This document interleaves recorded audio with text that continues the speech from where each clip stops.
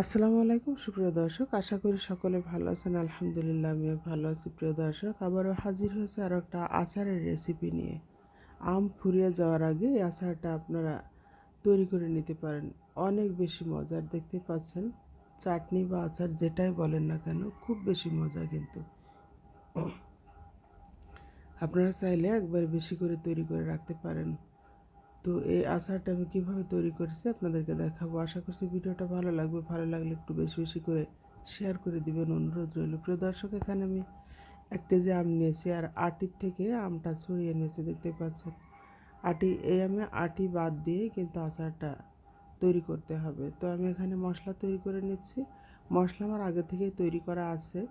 এখানে আমি ধনিয়াটা টেলে নিচ্ছি, শুকনো মরিচ আর এলাচ 3-4টা, আর দিয়েছি পাঁচফোড়ন। আমার পাঁচফোড়ন, জিরা আগে থেকে আমার মশলা তৈরি করা রয়েছে। এর সাথে পাঁচফোড়ন আর জিরাটা অ্যাড করতে হবে প্রিয় দর্শক।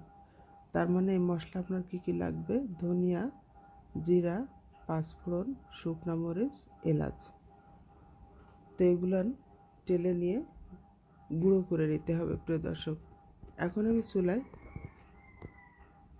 সামান্য সরিষার তেল দিয়েছি আর 2-3 কোয়া রসুন কুচি করে নিয়ে দিয়ে দিয়েছি। এখন আমটা দিয়ে দিলাম। এই আমে খুব বেশি তেলের প্রয়োজন হয় না। তো এখানে কিন্তু আমি সামান্য পানি দিয়ে আমটা সেদ্ধ করে নেব। অল্প একটু লবণ দিয়েছি।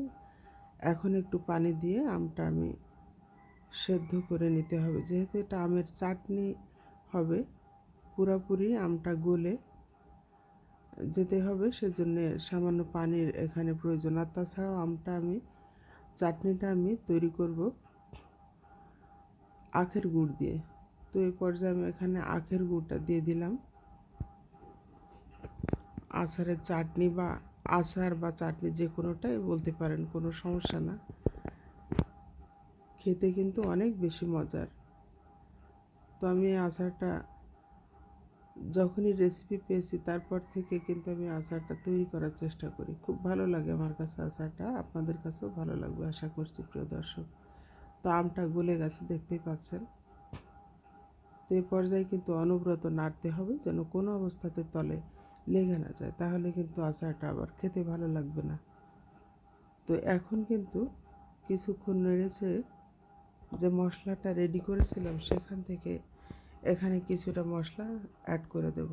আর এই আমের সিজনে মশলা একবার তৈরি করে একটা ইনটেক বয়েমে রেখে দিবেন, তাহলে বারবার মশলা করতে হবে না আর ঝটপট আমের আচার, চাটনি যেটাই করেন সেটা খুব দ্রুত তৈরি করা যাবে।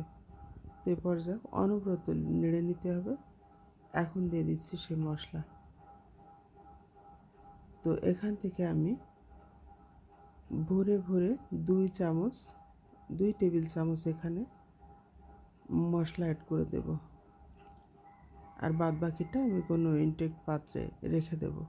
আবারও যখন আচার তৈরি করব তখন মশলাটা ব্যবহার করে দেবো। প্রিয় দর্শক, আমার আচারটা কিন্তু হয়ে গেছে। শেষে একটু বিট লবণ দিতে হবে, দিয়ে নামিয়ে নিতে হবে।